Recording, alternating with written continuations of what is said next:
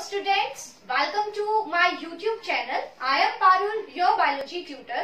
और आज हम 12th क्लास का चैप्टर शुरू करेंगे और चैप्टर है मोलिकुलर बेसिस ऑफ इनहेरिटेंस, जो आपकी टेक्स्ट बुक में सेकेंड यूनिट का सेकेंड चैप्टर है। और ये बहुत ही वेटेज वाला चैप्टर है और जनरली बच्चों को इस चैप्टर को जब 3 से 4 बार समझाते हैं तब ये समझ आता है। तो आई होप आप लोगों को यहाँ पे समझ आएगा, क्योंकि हम अपना पेस, अपनी स्पीड कम रखेंगे एंड मैं आपको बहुत ही बेसिक लेवल से पढ़ाने की कोशिश करूंगी। तो देखिए बच्चों, क्या है ये, पहले चैप्टर के नाम से जो इन्फॉर्मेशन जुड़ी है सबसे पहले हम वही यहाँ पे कलेक्ट करते हैं। आपने इनहेरिटेंस वर्ड सुना होगा। इनहेरिटेंस मीन्स, देखो बायोलॉजी की वो ब्रांच है, जेनेटिक्स जिसको आप कहते हो, जिसमें हम पढ़ते हैं कि कैसे कैरेक्टर्स पेरेंट्स से बच्चों तक जाते हैं। मीन्स आपने देखा होगा कि ह्यूमन बींग्स के बच्चे ह्यूमन बींग्स ही बनते हैं। एक कैट है, उसके बच्चे किटन्स ही बनेंगे। डॉग्स के बच्चे डॉग्स ही होंगे। अगर आप मैंगो सीड डालोगे तो आपको जो ट्री मिलेगा वो मैंगो का ही मिलेगा, ना कि एप्पल या पीपल का पेड़ मिलेगा। तो ऐसा क्या है कि जो मैंगो के सीड में ऐसा क्या था कि उससे जो ट्री इमर्ज हुआ, उससे जो प्लांट इमर्ज हुआ वो मैंगो का था। ह्यूमन बींग्स के जो जाइगोट था उसमें ऐसा क्या था कि उससे जब एक ऑर्गेनिज्म की फॉर्मेशन हुई तो वो एक ह्यूमन भी बना। तो ये जो क्या है कि जो कैरेक्टर्स हैं पेरेंट्स से उनके बच्चों तक ट्रांसमिट होते हैं और इसका ट्रांसमिशन ही इनहेरिटेंस कहलाता है। मीन्स वो प्रोसेस जिसके थ्रू जो कैरेक्टर्स हैं these are pass from one generation to the next generation. तो सिंपली कैरेक्टर्स का पास होना पेरेंट्स से उनके बच्चों तक, या we can say from one generation to the next generation, is inheritance. आपने पढ़ा है कि जो मेंडल था, मेंडल ने बताया पैटर्न ऑफ इनहेरिटेंस कि कैसे कैरेक्टर्स ट्रांसमिट होते हैं, और मेंडल ने बताया कि जो सारी इंफॉर्मेशन है, मीन्स जो कैरेक्टर्स हैं, कैरेक्टर्स को कंट्रोल करने के लिए हमारी बॉडी के अंदर there are certain discrete particles. आपने पढ़ा है कि जैसे मेंडल है, जिसको हम कहते हैं father of genetics, Gregor Johann Mendel, GJ Mendel. तो मेंडल ने क्या बोला कि बॉडी के अंदर कुछ पार्टिकल्स हैं, दीज आर डिस्क्रीट पार्टिकल्स,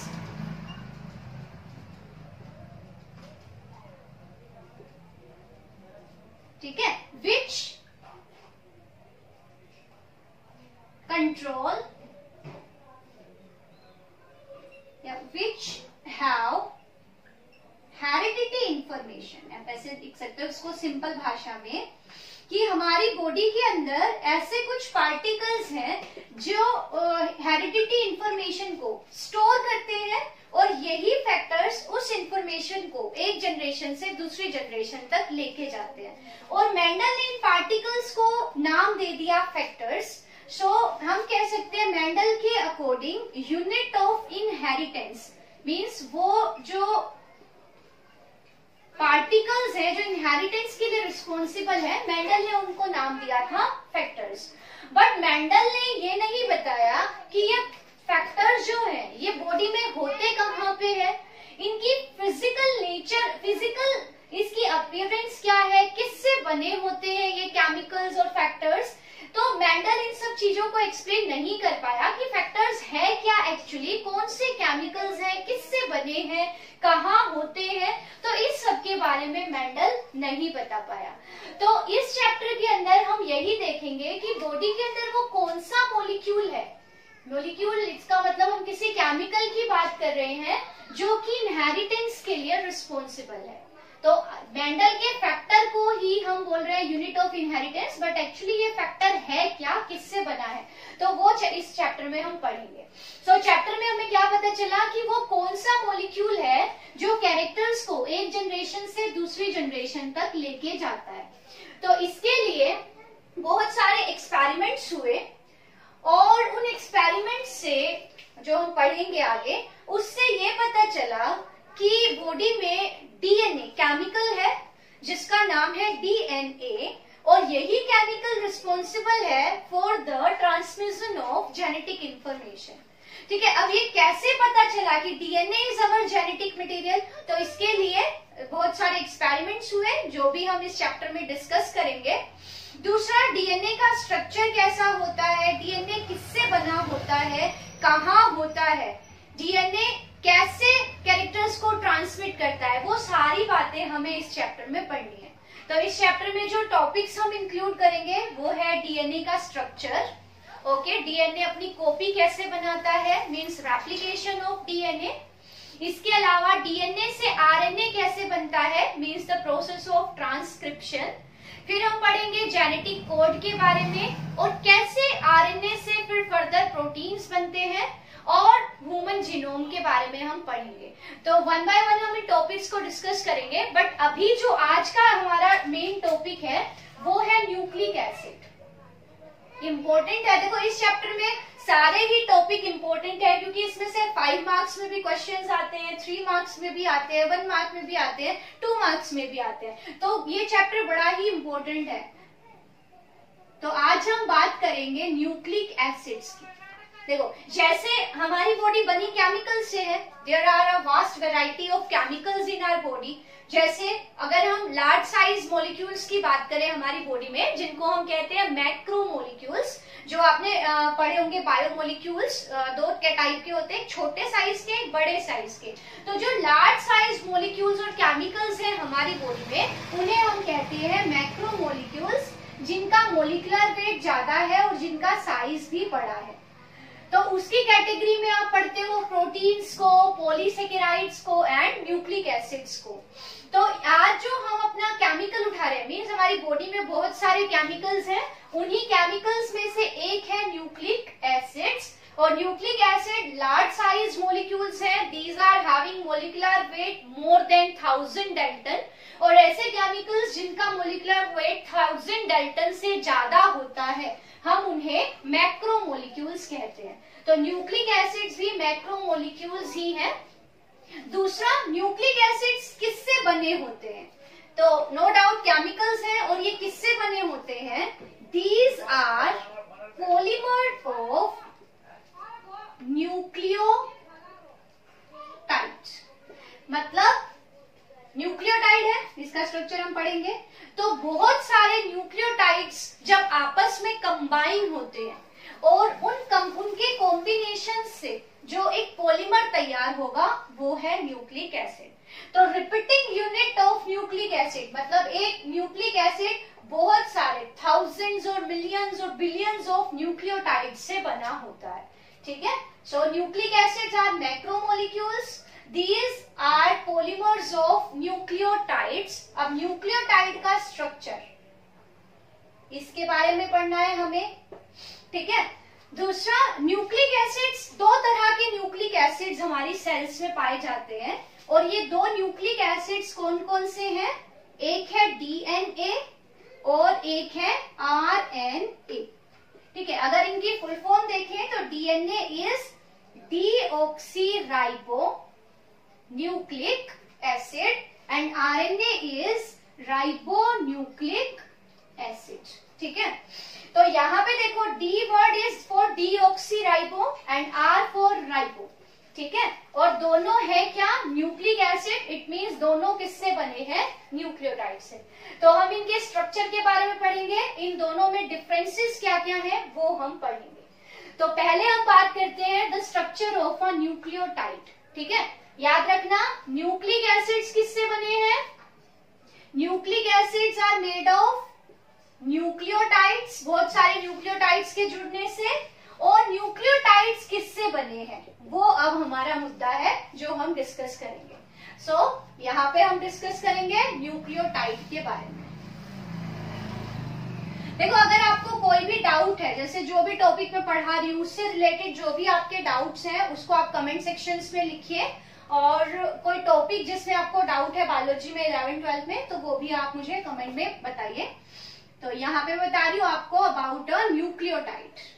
ठीक है, so a nucleotide is formed by the condensation of 3 chemicals. 3 chemicals हैं जो मिलके एक न्यूक्लियोटाइड बनाते हैं।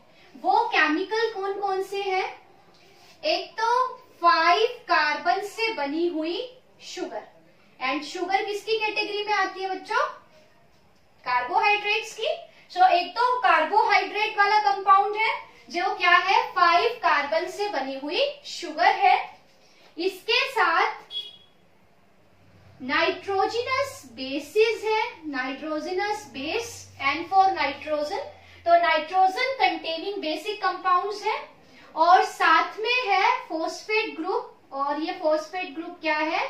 फॉस्फोरिक एसिड, जिसको हम सिंपली कह देते हैं फॉस्फेट ग्रुप। तो क्या याद रखना है? न्यूक्लिक एसिड्स, चाहे वो डीएनए हो चाहे वो आरएनए हो, बने होंगे न्यूक्लियोटाइड से। एक न्यूक्लियोटाइड 3 केमिकल से बना होगा। एक तो होगी 5 कार्बन से बनी हुई शुगर, एक nitrogen containing basic chemical compounds होंगे, और फॉस्फोरिक एसिड या फॉस्फेट ग्रुप प्रेजेंट होगा। अब शुगर की बात करते हैं। 2 तरह की शुगर है, एक है राइबोज शुगर और एक है deoxyribose sugar. So there are 2 types of this 5 carbon sugar. एक तो शुगर है राइबोज शुगर और दूसरी कौन सी है? Deoxyribose sugar. राइबोज शुगर आपने पढ़ा था ना, आरएनए, राइबो न्यूक्लिक एसिड। तो आरएनए के अंदर जो शुगर प्रेजेंट है वो है राइबोज शुगर, और डीएनए में जो शुगर है वो है डीऑक्सीराइबोज शुगर। इनके केमिकल फॉर्मूले में एक ऑक्सीजन का डिफरेंस है। राइबोज शुगर का केमिकल फॉर्मूला है C5H10O5, ठीक है, this is the formula of ribose sugar. अब इस शुगर में से एक ऑक्सीजन कम कर दो तो फॉर्मूला क्या बन जाएगा? C5H10O4।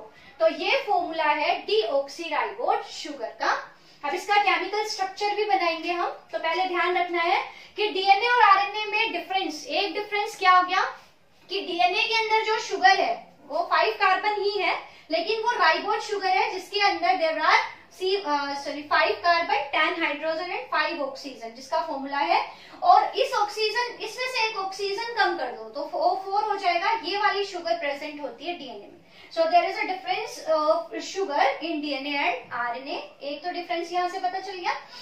अब राइबोज और डीऑक्सीराइबोज, ये दोनों शुगर का अगर हम स्ट्रक्चर बनाए, ये दोनों एक पेंटागन की फॉर्म में होती है। जैसे एक पेंटागन होता है, 5 एंगल्स ऐसे ऐसे, जिसके 4 कोनों पे तो कार्बन है, मींस यहाँ पे कार्बन होगा, यहाँ पे कार्बन होगा, यहाँ पे, और एक एंड पे क्या मिलेगा आपको? ऑक्सीजन। ठीक है, हम ये शुगर का स्ट्रक्चर बना रहे हैं। और ये दोनों ही शुगर बीटा फॉर्म में होती है। अल्फा बीटा आपने बायोमोलिक्यूल्स में पढ़ी होंगी 11th में। तो बीटा फॉर्म में है ये शुगर। देखो, 4 कोनों पे तो कार्बन है और एक कोने पे ऑक्सीजन है। तो आप सोचोगे ये तो 4 कार्बन हो गए और एक कार्बन कहाँ गया? तो एक कार्बन, ये जैसे 1 2 3 4, और 5th कार्बन इस 4th कार्बन के साथ अटैच होगा। यहाँ पे देखो, यहाँ पे कार्बन है तो कार्बन को हम सिंपली, कॉर्नर को आप समझ जाओ, कार्बन है। इसके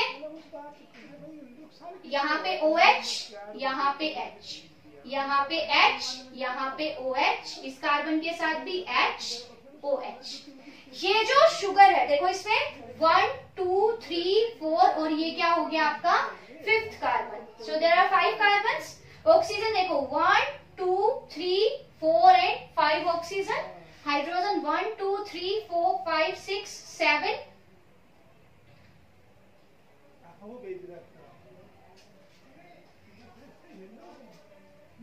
ये हो गया।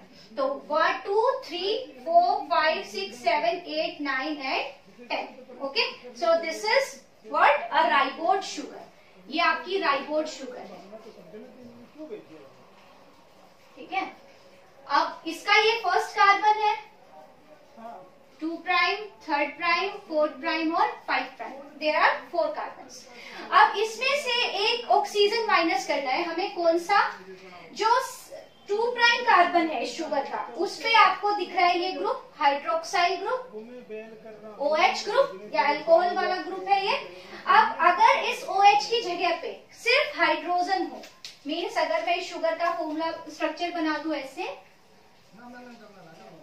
ये यहाँ पे OH H, यहाँ पे H और यहाँ पे भी ऑक्सीजन हटा दिया, यानी हाइड्रोक्साइल ग्रुप की जगह सिर्फ क्या है हाइड्रोजन, यहाँ पे H OH H and CH2OH। सो देखो यहाँ पे क्या हुआ,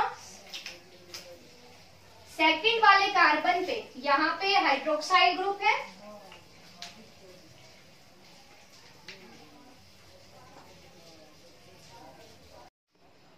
तो देख रहे हो आप यहाँ पे सेकंड पोजीशन पे यहाँ OH ग्रुप है और यहाँ पे हाइड्रोजन ग्रुप है। ये वाली शुगर कौन सी है, डीऑक्सीराइबोज शुगर। तो ये ध्यान में रखना बच्चों आप, ये राइबोज शुगर है और ये डीऑक्सीराइबोज शुगर है। अब जो नेक्स्ट हमारा यहाँ पे ये शुगर वाला फंडा आपको क्लियर हो गया, ठीक है। अब हम अगली अपनी बात करते हैं नाइट्रोजनस बेस की। तो नाइट्रोजनस बेसिस, ठीक है, अगला जो ये हमारा टॉपिक है। तो देखो नाइट्रोजन, ये नाम से पता चल रहा है बेसिक कंपाउंड्स है, ठीक है, बेसिक नेचर है, नाइट्रोजन प्रेजेंट है। नाइट्रोजन क्या है, नाइट्रोजन पे लोन पेयर ऑफ इलेक्ट्रॉन्स है, it can donate electrons, so it is basic in nature. तो नाइट्रोजन से बने हुए बेसिक कंपाउंड्स हैं, साइक्लिक होते हैं, आपने पढ़े होंगे जैसे बेंजीन रिंग होती है साइक्लिक, तो ऐसे ये भी क्या है साइक्लिक कंपाउंड्स हैं, नाइट्रोजन प्रेजेंट होती है इनमें। और ये नाइट्रोजन बेसिस 2 तरह की कैटेगरीज में डिवाइड किए गए हैं। These are organic compounds, these are having nitrogen and these are basic in nature and these are cyclic compounds। इनका जो केमिकल स्ट्रक्चर है it is in form of cycle like a benzene ring, ठीक है, ring वाले compounds है। इनको हम 2 categories में बांटते हैं, एक तो होते हैं प्यूरिन्स और एक होते हैं pyrimidines. So there are 2 types of nitrogenous bases। इनके केमिकल स्ट्रक्चर में डिफरेंस है। जो प्यूरिन्स हैं और पायरिमिडिन्स है अगर कंपेयर करें तो ये क्या है, these are having double ring, इनके अंदर डबल रिंग होती है। एक तो ऐसे जनरल बना रहे हैं हम,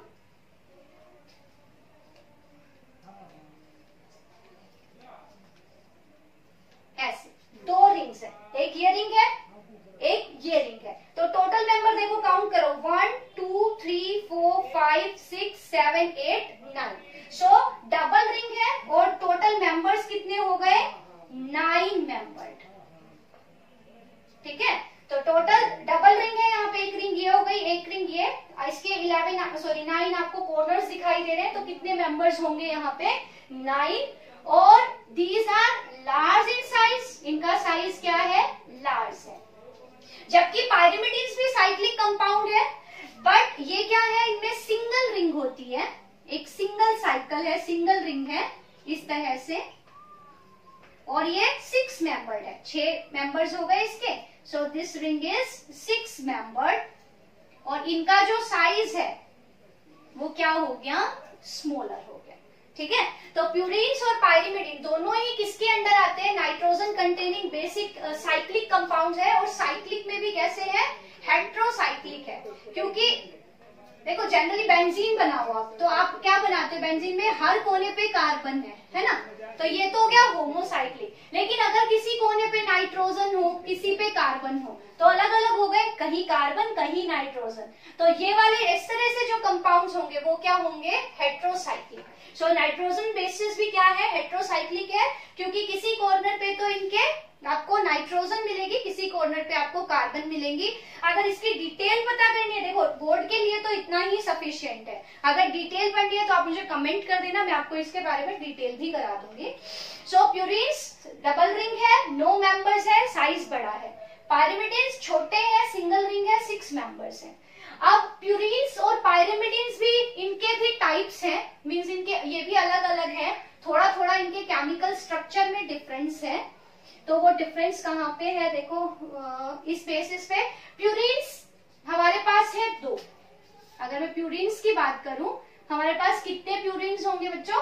2 टाइप के प्यूरिन्स हैं, एक है एडिनिन और एक है ग्वानिन। ठीक है, एडिनिन को हम सिंबल ए से रिप्रेजेंट कर देते हैं, कैपिटल ए से, और ग्वानिन को हम सिंबल जी से प्रेजेंट कर देते हैं। दोनों प्यूरिन्स क्यों है? क्योंकि दोनों के केमिकल स्ट्रक्चर में 2 रिंग्स है और 9 मेंबर्ड है। जबकि जो पायरिमिडिन्स हैं, पायरिमिडिन्स 3 है, कट वर्ड याद रख लेना, CUT cut, C for cytosine, U for uracil and T for thymine. ठीक है, तो कट वर्ड याद रख लेना, साइटोसिन, यूरेसिल एंड थायमिन। ये तीनों क्या है? पायरिमिडिन्स है, इनके अंदर सिंगल रिंग है। और ये दोनों AG क्या है? प्यूरिन्स है, इनके अंदर 2 रिंग्स है। अब एडेनिन डीएनए में भी मिलेगा और आरएनए में भी मिलेगा, ग्वानिन भी डीएनए और आरएनए में मिलेगा, बट साइटोसिन भी डीएनए आरएनए में मिलेगा, बट यूरेसिल आपको सिर्फ किस में मिलेगा? आरएनए में, और थायमिन आपको किस में मिलेगा? सिर्फ डीएनए में। तो यहाँ पे डीएनए और आरएनए में एक और डिफरेंस आपको पता चल रहा होगा, एक तो शुगर का था, दूसरा यहाँ पे डिफरेंस है आरएनए और डीएनए में किसका? कि आरएनए में यूरेसिल प्रेजेंट होता है, जबकि in place of uracil DNA में आपको क्या मिलेगा? थायमिन मिलेगा। So there is one more difference between DNA and RNA. और थायमिन का जो दूसरा नाम है वो है 5 मिथाइल यूरेसिल। तो ये 1 वर्ड में पूछ लेते हैं, अगर यूरेसिल के 5th कार्बन पे आप मिथाइल ग्रुप ऐड कर दो तो ये क्या बन जाएगा? Thymine. So thymine is what? 5 methyl uracil. तो आपसे पूछ लेते हैं कि what is the other name for thymine, तो आपको लिखना है 5 मिथाइल यूरेसिल। ठीक है, तो ये है नाइट्रोजन कंटेनिंग बेसिक कंपाउंड्स, जिनको हम नाइट्रोजनस बेस कहते हैं।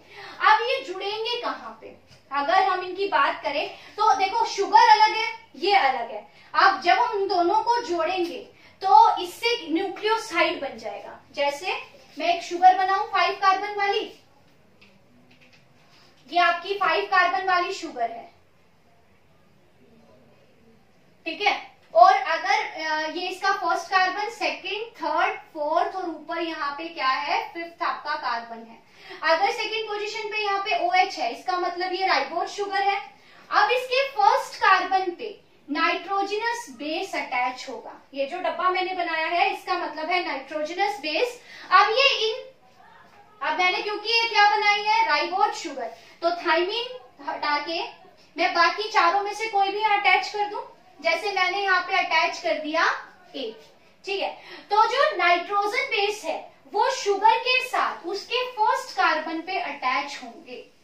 देखो, ये नाइट्रोजनस बेस है A यानी एडेनिन, ये मैंने शुगर के साथ अटैच कर दिया, और शुगर के कौन से कार्बन पे? फर्स्ट कार्बन पे। ठीक है, कैसे होगा ये? जैसे एडेनिन के पास अपना क्या है? एक हाइड्रोजन है, और यहाँ पे मैंने आपको बताया था यहाँ पे OH होता है, तो यहाँ का OH और प्यूरिन्स या पायरिमिडिन का हाइड्रोजन OH प्लस H, यानी ये किसकी फॉर्म में रिमूव हो जाएंगे? वाटर की फॉर्म में।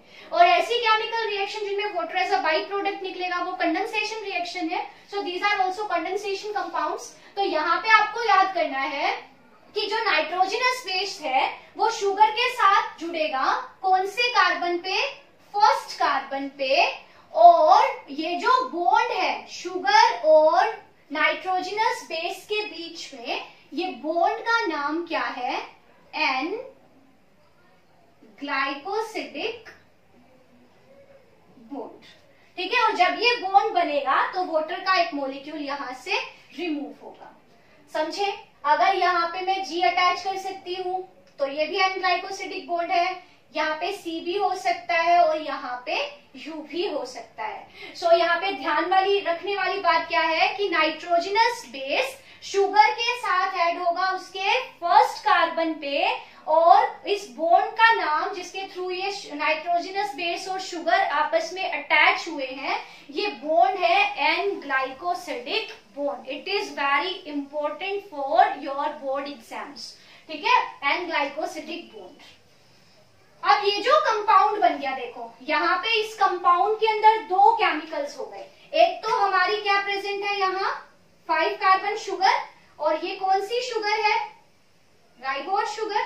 सो राइबोज शुगर प्लस मैंने क्या अटैच कर दिया यहाँ पे, नाइट्रोजनस बेस। अभी मैंने फॉस्फेट ग्रुप ऐड नहीं किया, तो इन दोनों के कॉम्बिनेशन से मीन शुगर एंड बेस ये मिलके क्या बनाएंगे, न्यूक्लियोसाइड। ठीक है, अभी याद रखना न्यूक्लियोसाइड क्या है, राइबोज शुगर, उसके साथ नाइट्रोजनस बेस जोड़ दिया, और कौन से कार्बन पे, फर्स्ट कार्बन पे, कौन से बॉन्ड के थ्रू, ग्लाइकोसिडिक बॉन्ड के थ्रू। तो ये जो शुगर और नाइट्रोजनस बेस वाला कंपाउंड है इसको हम क्या कहेंगे, न्यूक्लियोसाइड। अब देखो शुगर तो सेम है और नाइट्रोजनस बेस की जगह हमारे पास 4 टाइप के हैं ना यहाँ पे, अगर मैं एडिनिन जोड़ दूं तो इसका अपना नाम होगा, इस न्यूक्लियोसाइड को हम क्या बोलेंगे, एडिनोसिन। ठीक है, अगर 5 कार्बन शुगर मतलब यहाँ पे मैं ए जोड़ देती तो ये बन जाता एडिनोसिन। अगर मैं यहाँ पे जी यानी ग्वानिन जोड़ रही हूं तो इस न्यूक्लियोसाइड, इस पूरे स्ट्रक्चर को हम क्या कहेंगे, इस न्यूक्लियोसाइड को ग्वानोसिन। अच्छा, अगर मैं शुगर के साथ यहाँ पे सी जोड़ दूं, साइटोसिन जोड़ दूं, तो इस पूरे स्ट्रक्चर का नाम हो गया साइटिडिन। याद रखना, एडिनिन एक बेस है, एडिनोसिन एक न्यूक्लियोसाइड है। इसी तरह से ग्वानिन एक बेस है, ग्वानोसिन एक न्यूक्लियोसाइड है। सिमिलरली शुगर के साथ अगर मैं यहाँ पे यू जोड़ दूं, मीन्स यूरेसिल जोड़ दूं, तो ये जो पूरा स्ट्रक्चर बन गया इसका नाम क्या है, यूरिडिन।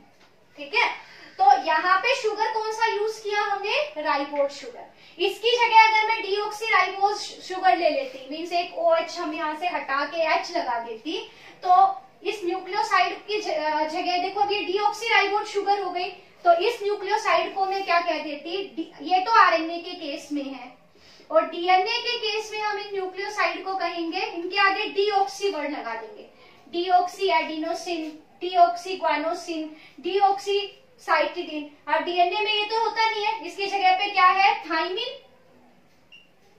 तो डीएनए में यहाँ पे मैं क्या लिख देती, डीऑक्सी थाइमिडिन। तो आपकी एनसीईआरटी में क्वेश्चन दिया हुआ है, उसमें आपके ये नाम लिखे हुए हैं, कहीं एडिनिन है, ग्वानोसिन है, ग्वानिन है, साइटिडिन है, यूरिडिन है, यूरेसिल है। तो आपको बताना है कि कौन सा इनमें से नाइट्रोजनस बेस है और कौन सा इनमें से न्यूक्लियोसाइड है। तो आप यहाँ से बता दोगे। तो पहली बात, न्यूक्लियोसाइड 2 स्ट्रक्चर से बना है, एक तो शुगर और दूसरा नाइट्रोजनस बेस। शुगर के कौन से कार्बन पे नाइट्रोजनस बेस अटैच होगा, फर्स्ट पे, कौन से बॉन्ड के थ्रू, एन ग्लाइकोसिडिक बॉन्ड के थ्रू।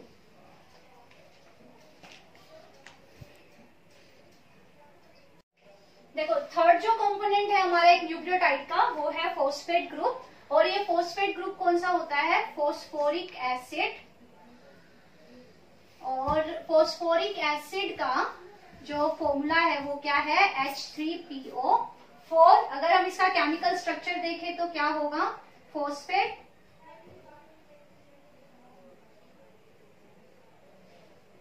ये है आपका फॉस्फोरिक एसिड या फॉस्फेट ग्रुप। और इसको सिंपली आप यहाँ P से रिप्रेजेंट कर देंगे। आपकी जो एनसीईआरटी है उसमें इसको यहाँ P से दिखाया है और P पे हमने सर्कल लगा दिया। तो P वर्ड यहाँ पे फॉस्फेट ग्रुप के लिए है। और फॉस्फेट ग्रुप देखो, अभी हमने 2 कंपोनेंट्स तो पढ़ लिए, नाइट्रोजनस बेस और शुगर। जैसे शुगर और शुगर के साथ अगर नाइट्रोजनस बेस जुड़ा है तो ये दोनों स्ट्रक्चर मिलके कौन सा केमिकल बना रहे हैं, ये दोनों मिलके बनाएंगे एक न्यूक्लियोसाइड। ठीक है, अब इस न्यूक्लियोसाइड के साथ अगर मैं फॉस्फेट ग्रुप भी ऐड कर दूं तो न्यूक्लियोसाइड प्लस अ फॉस्फेट ग्रुप, तो ये स्ट्रक्चर क्या बन जाएगा, एक न्यूक्लियोटाइड। ठीक है, तो अगर आपसे पूछे कि डिफरेंस क्या है न्यूक्लियोसाइड में और न्यूक्लियोटाइड में, तो आपको क्या पता होना चाहिए, nucleoside is having 2 components, sugar और बेस, नाइट्रोजनस बेस। तो इन दोनों से तो बन गया न्यूक्लियोसाइड। और अगर हम इन दोनों के साथ साथ मींस एक न्यूक्लियोसाइड के साथ हम फॉस्फेट ग्रुप और ऐड कर दें तो पूरा स्ट्रक्चर क्या बन जाएगा, एक न्यूक्लियोटाइड। ठीक है, अब हमें पता होना चाहिए कि ये फॉस्फेट ग्रुप कहाँ ऐड होगा। तो ये फॉस्फेट ग्रुप शुगर के साथ ही अटैच होगा, लेकिन कौन से कार्बन पे, 5th कार्बन पे। तो इसको हम कैसे यहाँ पे अटैच करेंगे, जैसे ये हमारा शुगर है, यहाँ फर्स्ट पे तो हमने कोई भी नाइट्रोजनस बेस अटैच कर दिया, कोई भी नाइट्रोजनस बेस है। बॉन्ड का नाम बेटा जरूर याद कर लेना, ये बॉन्ड कौन सा है, एन ग्लाइकोसिडिक बॉन्ड, ठीक है। अब फॉस्फेट ग्रुप आपको ऐड करना है कौन से कार्बन पे, फिफ्थ पे। तो यहाँ पे फिफ्थ कार्बन पे क्या होता है, CH2OH होता है ना, ऐसे। और फॉस्फेट ग्रुप का भी एक H, तो फॉस्फेट ग्रुप से एक हाइड्रोजन और इसका OH निकल जाएंगे वाटर की फॉर्म में, और ये फिफ्थ कार्बन के साथ यहाँ पे अटैच हो गया कौन सा बॉन्ड, फॉस्फेट ग्रुप हो गया, सॉरी यहाँ अटैच। और ये जो बॉन्ड है, ये बॉन्ड का नाम क्या है, जहां से ये शुगर, ये पूरा ये देखो यहाँ तक तो शुगर था, और इस शुगर के साथ यहाँ पे फॉस्फेट ग्रुप और ऐड हो गया, तो ये जो बॉन्ड है, इस बॉन्ड का नाम क्या है, फॉस्फो, ये एक एस्टर बॉन्ड है, एस्टर बॉन्ड, तो फॉस्फो एस्टर बॉन्ड, ठीक है। तो दो टाइप के बॉन्ड्स पढ़ लिए हैं, एन ग्लाइकोसिडिक बॉन्ड और फॉस्फो एस्टर बॉन्ड। ये जो पूरा स्ट्रक्चर है, अब ये स्ट्रक्चर एक न्यूक्लियोटाइड बन गया। तो एक न्यूक्लियोसाइड और एक न्यूक्लियोटाइड में फॉस्फेट ग्रुप का डिफरेंस है, ठीक है। अगर अब हम इसको एक जनरल टर्म दे दे, जैसे यूं दे दूं मैं, एडिनोसिन था और एडिनोसिन में एक फॉस्फेट और जोड़ दिया, तो ये बन गया एडिनोसिन मोनोफॉस्फेट। तो न्यूक्लियोटाइड्स को हम कैसे रिप्रेजेंट कर सकते हैं, एक न्यूक्लियोटाइड में एक तो न्यूक्लियोसाइड है और उसके साथ मोनो मतलब एक फॉस्फेट और जोड़ दिया, तो एडिनोसिन मोनोफॉस्फेट जहां भी लिखा है आपकी बुक में, इसका मतलब हम वहां पे एक न्यूक्लियोटाइड की बात कर रहे हैं। यहाँ पे डीऑक्सी लिखा है तो इसका मतलब हम डीऑक्सीराइबोज शुगर की बात कर रहे हैं, ठीक है। अगर सिंपल एडिनोसिन लिखा है तो इसका मतलब हम एक आरएनए वाले राइबोज शुगर की बात कर रहे हैं। इसी तरह से अगर ग्वानोसिन है तो ग्वानोसिन के साथ एक फॉस्फेट और ऐड कर दूं, यानी ग्वानोसिन मोनोफॉस्फेट, ये क्या बन गया, एक nucleotide. Similarly cytidine monophosphate, thymidine monophosphate, uridine monophosphate, तो ये क्या है, एक न्यूक्लियोटाइड। तो न्यूक्लियोटाइड को आप रिप्रेजेंट करोगे, ये आपकी पेंटोज शुगर है, 5 कार्बन, फर्स्ट पोजीशन पे नाइट्रोजनस बेस, बॉन्ड है एन ग्लाइकोसिडिक बॉन्ड, ये यहाँ पे अगर H है तो ये डीऑक्सीराइबोज शुगर, OH है तो राइबोज शुगर। फिफ्थ कार्बन पे यहाँ पे फॉस्फेट ग्रुप अटैच करना है, ये फॉस्फेट ग्रुप है फॉस्फो H3PO4, और ये जो बॉन्ड है ये है फॉस्फो एस्टर बॉन्ड, तो ये एक न्यूक्लियोटाइड है। अब अगले लेक्चर में हम पढ़ेंगे कि कैसे न्यूक्लियोटाइड्स को अटैच करना है। ये तो एक न्यूक्लियोटाइड है, ऐसे हमें बहुत सारे न्यूक्लियोटाइड्स जोड़ने हैं, तब जाके न्यूक्लिक एसिड बनेगा, तो वो हम पढ़ेंगे अपने नेक्स्ट लेक्चर में। इस टॉपिक से रिलेटेड जो भी डाउट्स हैं आप मुझे कमेंट सेक्शन में भेज दीजिए, और इस वीडियो को लाइक कीजिए, चैनल को सब्सक्राइब कीजिए और शेयर कीजिए। Thank you, have a nice day.